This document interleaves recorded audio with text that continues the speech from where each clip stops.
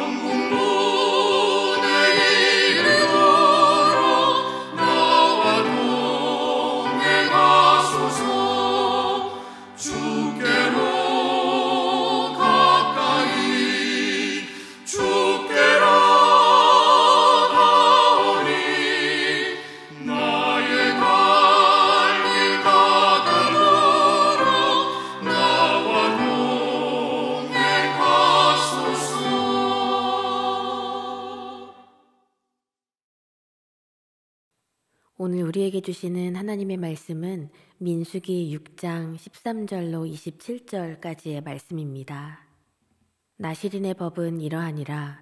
자기의 몸을 구별하는 날이 차면 그 사람을 회막문으로 데리고 갈 것이요. 그는 여호와께 헌물을 드리되 번제물로 1년 된 흠없는 순양 한 마리와 속제물로 1년 된 흠없는 어린 암양 한 마리와 화목제물로 흠없는 순양 한 마리와 무교병 한 광주리와 고운 가루에 기름 섞은 과자들과 기름 바른 무교전병들과 그 소제물과 전제물을 드릴 것이요. 제사장은 그것들을 여호와 앞에 가져다가 속죄죄와 번제를 드리고 화목제물로 순양의 무교병 한 광주리를 아울러 여호와께 드리고 그 소제와 전제를 드릴 것이요.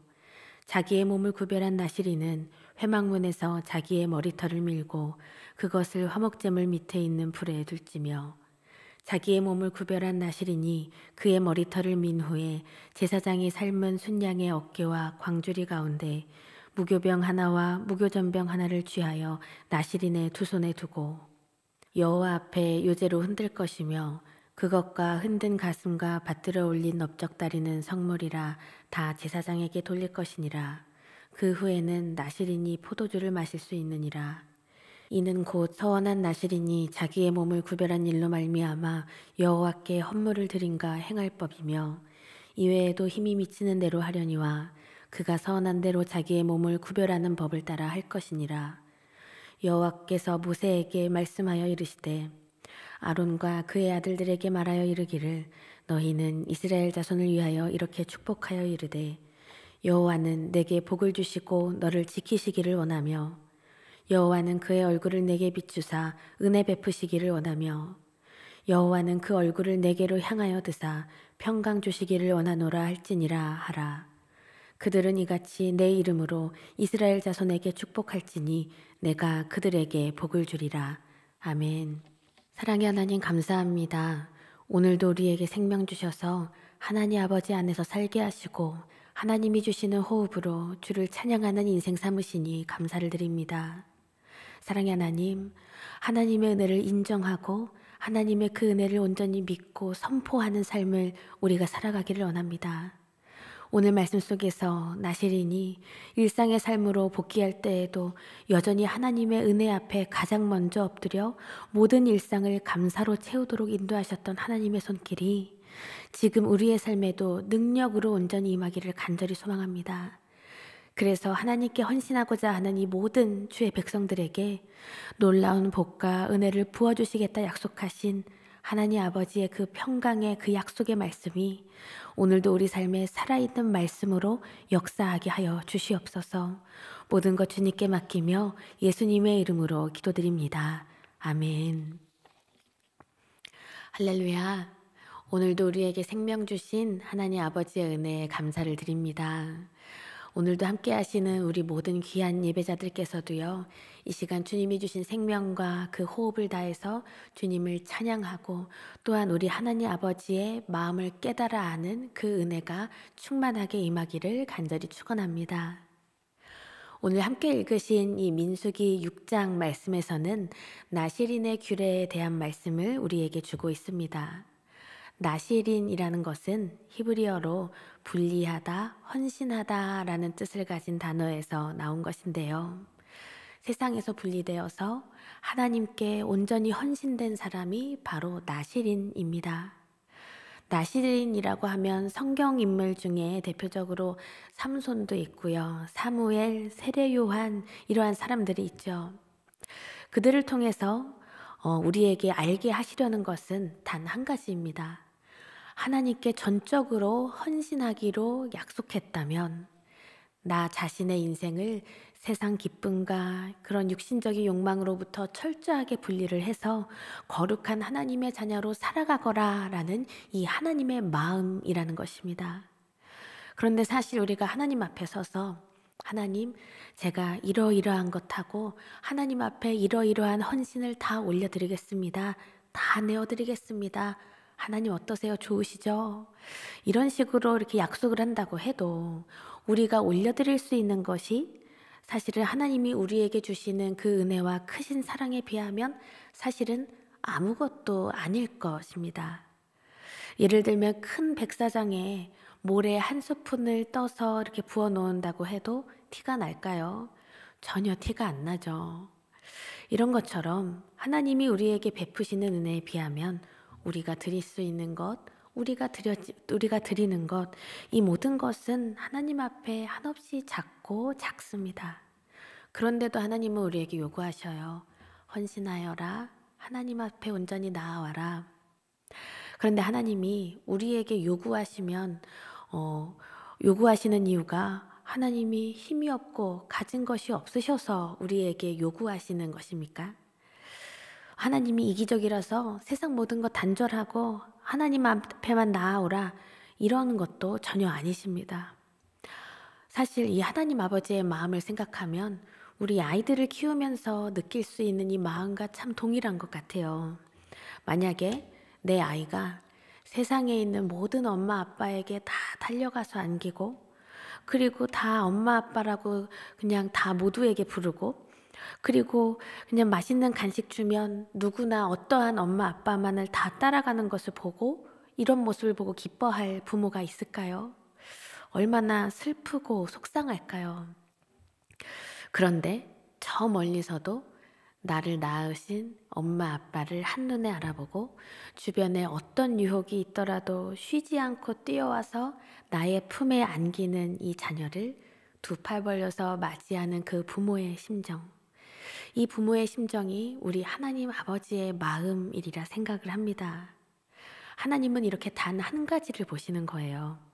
하나님을 위해서 내 삶의 모든 것을 구분해서 오롯이 하나님께 내어드릴 수 있는 그 마음, 하나님을 향한 그 사랑, 하나님을 향한 그 믿음, 이것 하나만으로도 하나님은 우리의 삶을 참으로 기쁘게 여기시는 줄 믿습니다. 그런데 하나님께서는요, 나시린으로 살겠다고 서약한 사람이 그 서약한 기간이 다 마치는 경우도 있겠죠. 그래서 그 서약한 기간을 다 채우고 다시 일상으로 돌아오는 과정에 대해서 규례를 주시는데 그 삶을 어떻게 해야 하는지 말씀으로 주십니다. 이것을 나시린의 법이라고 오늘 말씀에 나와 있습니다. 본문 14절에서 16절을 보시면 그는 여호와께 헌물을 드리되 번제물로 1년 된 흠없는 순양 한 마리와 속죄제물로 1년 된 흠없는 어린 암양 한 마리와 화목제물로 흠없는 순양 한 마리와 무교병 한 광주리와 고운 가루에 기름 섞은 과자들과 기름 바른 무교 전병들과 그 소제물과 전제물을 드릴 것이요 제사장은 그것들을 여호와 앞에 가져다가 속죄제와 번제를 드리고 이렇게 우리에게 말씀하고 있습니다. 하나님께서 가장 먼저 속죄 제사를 드리게 하십니다. 그리고 드려야 할 제물도 참 많습니다. 정한 기간이 지나고 그 시간을 기억하면서 그렇게 번제와 속죄제, 화목제를 이렇게 드리게 되는데요. 하나님께서는 이 나시린의 삶이 아무리 이 서원한 기간이 끝났다고 하더라도 여전히 하나님의 은혜 안에 거하기를 바라고 계십니다. 그동안 금지했던 그 세 가지 명령을 이 기간이 끝났다고 일부러 그냥 그 모든 것을 어기고 싶었던 그러한 일을 다 일삼으면서 포도주와 독주를 마시고 때로는 시체를 가까이 하는 그 어리석은 자유를 누리라는 하나님의 마음이 아닙니다. 혹시 부족하게 제가 섬겼다면 허물이 있다면 용서해 주세요 하나님. 이렇게 하나님 앞에 엎드려서 하나님 앞에 나아가는 것이 곧 진정한 참 자유를 누리는 것이라는 것을 우리 하나님은 깨닫게 하고 계십니다. 무사히 서원하게 하신 분도 우리 하나님이시라는 것, 그리고 구별되어 살아갈 수 있도록 힘과 능력을 주시고 인도하신 분도 우리 주 하나님이시기 때문입니다. 나시린의 이 모든 삶은요, 내 스스로가 지켜낸 삶이 아니라 하나님 아버지께서 지켜주신 삶이었기 때문입니다. 그런데 나시린뿐만 아니라 우리의 인생도 이와 마찬가지가 아닐까요? 우리의 일상은 혹시 어떻습니까? 이 거칠은 세상을 살아가면서 그리고 우리가 신앙생활을 하면서도 내가 내 스스로의 인생을 지켜내면서 어느 정도 이렇게 살고 있다. 혹시 이렇게 생각하고 계십니까? 우리가 하나님의 자녀가 되고 또한 우리가 공동체로 모여서 함께 주님의 몸된 교회를 섬길 수 있는 것도 우리의 힘만으로는 되는 것이 아닙니다. 사실 하나님의 은혜가 아니면 나 같은 사람이 교회가 아닌 세상에서 그리고 그 어느 자리에서도 얼마나 엉망으로 살았을지 모르겠습니다. 하나님이 우리 한 사람 한 사람의 인생을 온전히 지켜주셨기 때문에 연약한 우리가 존귀한 하나님의 자녀로 이 땅에서 하나님의 나라를 이루며 살 수 있는 힘과 능력을 얻는 것인 줄 믿습니다. 우리 모든 성도님들도요, 하나님의 은혜를 인정하고 그리고 하나님 앞에 구별되어서 하나님의 기쁨으로 살아가는 귀한 복된 자녀들 되시기를 간절히 축원합니다. 하나님께서는요, 나시린의 삶을 우리에게 말씀으로 보여주신 것이 특별한 사람만 이렇게 살 수 있다라는 것이 아니라 너희 모두는 이렇게 거룩하게 살아야 한다. 이것의 본보기로 이 나시린의 삶을 우리에게 함께 공유해주고 계십니다. 특별한 계급만 구별되이 살거라 이게 아니라 모든 백성 마땅히 거룩하게 구별되어야 한다고 보여주고 계신 것이죠. 그래서요, 우리가 이 나시린의 삶들을 우리가 찬찬히 들여다보면서 우리의 삶 속에서 매일매일 이 질문이 끊이지 않았으면 좋겠습니다. 어떤 질문이냐면 하나님 앞에 어떻게 나의 헌신을 올려드릴 수 있을까? 나는 하나님 앞에 어떤 것을 절제하며 살아갈 수 있을까? 무엇을 절제하고 구별되게 살아갈 수 있을까? 이 질문이요, 우리가 살아가는 모든 삶의 시간 동안 그 모든 인생의 시계바늘에서 온전히 사라지지 않기를 간절히 바랍니다. 저도 옛날에 사순절만 되면 예전에 만났던 이 초등학생 친구들과 늘 미디어 금식을 했던 기억이 있습니다. 핸드폰, 영상, 게임 이런 거 다 줄이고 대신 그 시간에 기도 조금 더 하고 말씀 더 읽고 큐티하는 거죠. 그렇게 하나님이 거하실 자리를 계속해서 내어드리는데 아이들은 그 미디어 금식 이야기만 나와도 어쩔 때는 막 투덜거리기도 해요. 그런데 놀라운 것은 시간이 갈수록 처음에 보였던 반응과는 다르게 정말 열심히 하던 그 모습이 늘 생각이 납니다. 그런데 그 아이들의 마음과 뜻과 생각을 움직이시고 지키시는 분이 누구였을까요? 우리의 성령 하나님께서 이 아이들의 인생에 역사하시는구나, 이것을 늘 경험하고 목도할 수가 있었습니다. 하나님께서는 하나님을 위하여 구별되어 살기로 결단한 이 모든 백성들과 그리고 서원을 마친 모든 백성들, 이 백성들에게요, 이제 마지막으로 이 축복의 말씀들을 주어주고 계십니다. 오늘 본문의 23절을 보시면 아론과 그의 아들들에게 말하여 이르기를 너희는 이스라엘 자손을 위하여 이렇게 축복하여 이르되 말씀합니다. 너희는 이렇게 축복하라 라는 이 말씀, 사실은 신약에서 너희는 이렇게 기도하라 우리에게 말씀으로 가르쳐 주신 이 말씀과 조금은 이렇게 좀 비슷하게 오버랩이 되는 것 같아요. 그런데 이 오늘 보실 이 말씀은요, 우리 교회에서도 이제 우리 담임 목사님께서 예전에 송구영신 때마다 이 제사장의 축복 기도 말씀을 강력하게 선포해 주시기도 했었습니다. 목사님께서 선포해 주시는 이 말씀 한 구절 한 구절을요, 다 놓치지 않으려고 아멘으로 받으시던 우리 성도님들의 모습이 아직도 제 눈에 선합니다. 저도 유아세례 교육을 할 때 마지막으로 우리 부모님들께 자녀들에게 축복의 말씀을 부어주십시오라고 하면서 오늘 이 축복의 기도의 말씀을 우리 부모님들과 이렇게 읽으면서 그 시간을 마치기도 했는데요. 오늘 말씀을 보시면 24절부터 26절까지 이 축복의 기도문 속에 자주 등장하는 단어가 있습니다. 바로 여호와라는 말입니다. 아론과 그 제사장 된 아들들에게 축복하여 백성들에게 축복하여 주라라고 이렇게 명령을 주셨지만 사실 축복을 더하여 주시고 평강을 주시는 분이 바로 우리 주 하나님 아버지라는 것을 잊지 말아라 라는 하나님의 마음입니다. 그리고 자기 백성에게 복 주시기를 원하시는 하나님 아버지의 그 간절한 마음을 기억하라 라는 이 주의 마음을 우리가 기억하기 원합니다. 24절을 보시면 여호와는 내게 복을 주시고 너를 지키시기를 원하며 라는 이 말씀이 있는데, 우리가 기억해야 할 것은 우리 모든 백성들에게 하나님께서는 그 백성들 한 사람 한 사람을 돌보시는 우리의 주님이시라는 것입니다. 하나님을 위해 내가 무엇을 드릴까? 그 귀한 믿음으로 날마다 이 질문을 멈추지 않으며 살아가는 모든 자녀들에게 하나님은 은혜와 평강의 복으로 축복을 약속하고 계십니다. 그 하나님을 인생의 모든 순간마다 경험할 수 있는 우리 모든 성도님들 되시기를 간절히 원합니다. 이어서 우리 이 축복의 기도의 말씀 25절, 26절을 보시면 여호와는 그의 얼굴을 내게 비추사 은혜 베푸시기를 원하며 여호와는 그 얼굴을 내게로 향하여 드사 평강 주시기를 원하노라 할지니라 하라 말씀하고 계십니다. 하나님이 말씀하시는 너라는 인칭은 한 사람이 아니라 이스라엘 백성 공동체를 말씀하고 계시는 건데요. 사실 지금까지의 이스라엘 백성들의 모습 어떻습니까? 하나님의 은혜로 이집트를 탈출해서 광야길을 걸어가고 있는데 죽음밖에 남지 않았던 그 백성들, 구원하여 주신 그 하나님의 은혜를 때로는 다 잊어버리고 불안과 염려로 하나님을 신뢰하지 못했던 그러한 죄 가운데로 나아갔던 그러한 백성들입니다. 하지만 그렇게 죽음밖에 앞두지 않았던 이 백성들 구원하신 하나님이 하나님의 그 영광스러운 얼굴을 백성들에게 비추시겠다 약속하고 계셔요.